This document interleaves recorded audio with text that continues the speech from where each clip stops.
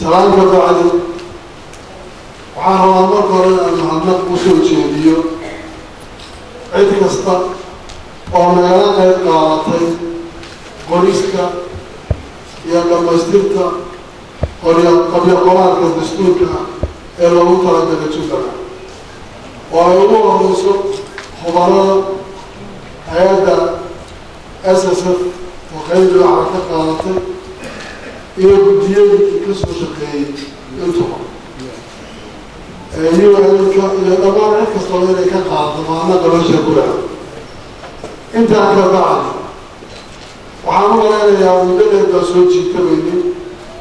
وعن كل ما حيل أن كتبوا الأجهار تركي وعرضنا مدى أنصحنا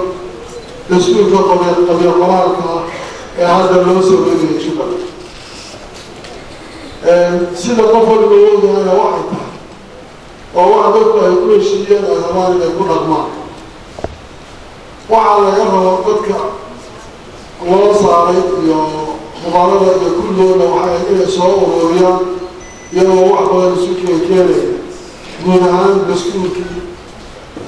إلى الملانك إلى السيستم دبلك هو هذا المعايا أبدا من الشركة وعليم فيها عارتين يسمع الله أنشأ الشركة الإيرانية أبدا ما تنتسرح. Okay, بسم الله الرحمن الرحيم.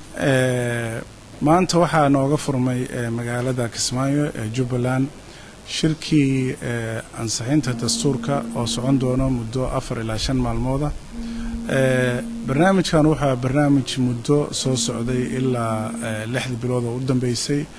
ama qaab qabanqaabaha u soo socdo ama qaab ha u soo socdo qaab isku dubarid waxaan marka maanta soo gaarnay talaabadii ugu dambeysay taasoo ahayd inuu shirkii maanta halka nooga furmay shirka hadda maanta halka nooga furmay waxa ka soo qayb galay 300 oo ergo oo ka kala yimid 3 gobol ee ka kooban tahay Jubbaland oo kala ah Gedo, Jubbada Dhexe iyo Jubbada Hoose ergooyinka 300 waxay ka kooban yihiin ergooyin gobolada iyo degmooyinka laga keenay waxa ku jira qurba joogta waxa ku jira ururada bulshada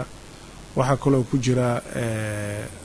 culimada ama dadka aqoon-yahanada oo aqoonta gaarka ama shuruucda ama tandiiniga leh ergooyinka 300 oo ka kooban way ka doodayaan su'aalo ay iska soo jeedinayaan talooyin bay ku biirinayaan talooyinka ay su'aalaha ay ka soo jeediyaan kadib waxa la gelin doonaa si habaysan ba inta loo sameeyo ba waxa laga soo saari doonaa qoraal aad u weyn